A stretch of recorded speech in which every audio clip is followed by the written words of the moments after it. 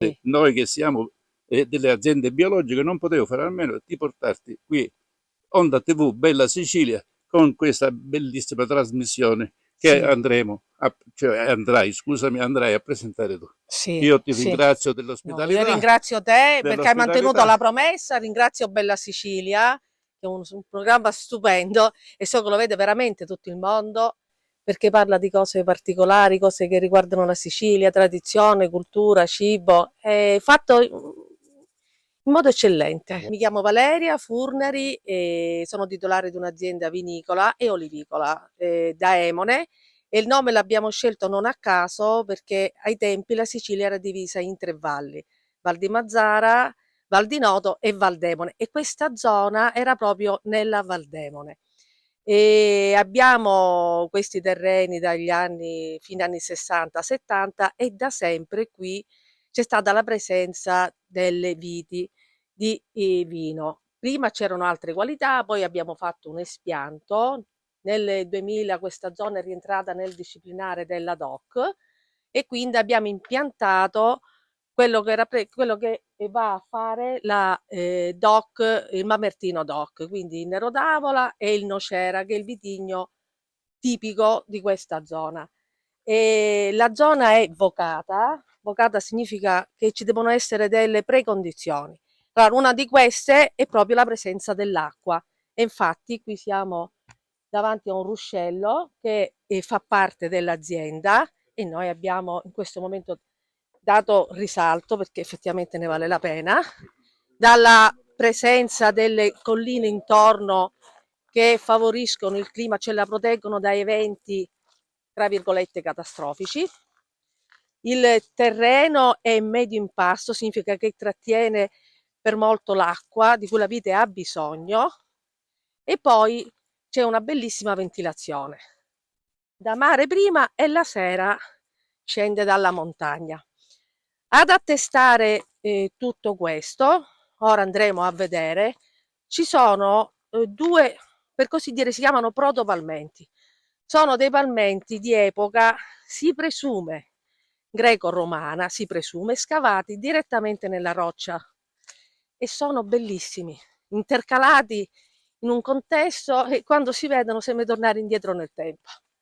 E quindi ora andremo a vederli e insieme a quello vedremo anche tutto quello che riguarda l'azienda. E le tradizioni e le origini danno poi il frutto, danno poi le eccellenze del nostro territorio. Assolutamente. Tutto, questo è tutto vitigni, vite, uliveto.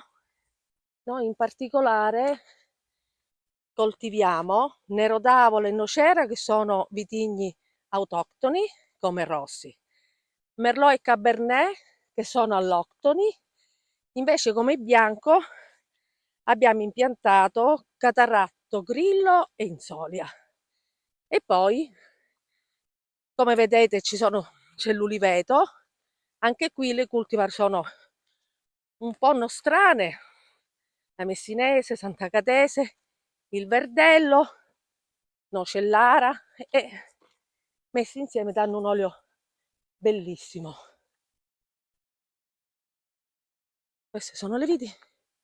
Vieni da questo lato che vediamo questo famoso protopalmento. Allora, ci sono delle recinzioni, è anche inserito in dei testi di archeologia. Si presume proprio periodo greco-romano perché questa è stata zona di colonizzazione dei greci. Soprattutto arrivando hanno colonizzato la parte sud della Calabria e la parte nord-orientale della Sicilia. Infatti la presenza di questi palmenti non c'è solo qui, anche in Calabria, cioè nelle zone di Tripi, Braidi, forse anche a Naso. Insomma, hanno scelto delle zone dove poter andare a impiantare la vite. E queste si presume vocate, proprio per la conformazione del territorio, per i venti, per il sole. Loro erano molto attenti a queste cose. Allora siamo arrivati e ora vedrete questo bellissimo protopalmento, bellissimo perché anche cioè, in una posizione dove, se voi immaginate, sembra fuori dal tempo. Cioè non si capisce se siamo nel 2023, nel 2000, nel 1900 oppure addirittura in periodo greco-romano. Per una testimonianza straordinaria Sì. conservata fino ai giorni d'oggi. Sì, è stato un ritrovamento casuale, pulendo i terreni è venuto fuori questa meravigliosa opera d'arte. È un'opera d'arte che giustamente resiste al tempo e alle intemperie. Allora si poteva solo vendemmiare così, cioè si faceva il vino pestando l'uva all'interno di quella vasca, Quindi tutta scavata a tutta mano. scavata a mano, e sicuramente ai tempi per farla qui evidentemente tutto intorno era pieno di vigneti con i due fori, e questo è dove andava a finire poi il succo, il mosto. All'interno della proprietà ce n'è un altro, e questo si chiama doppia vasca. Infatti il nostro mamertino lo dà il nome di Lacnos, che era probabilmente a doppia vasca. Invece ve n'è un altro a vasca unica con i due fori laterali, e poi intorno ci sono anche dei resti particolari. Sarebbero da fare degli studi anche qui, delle vaschette con dei fori. Che avevano sicuramente un utilizzo. Sì,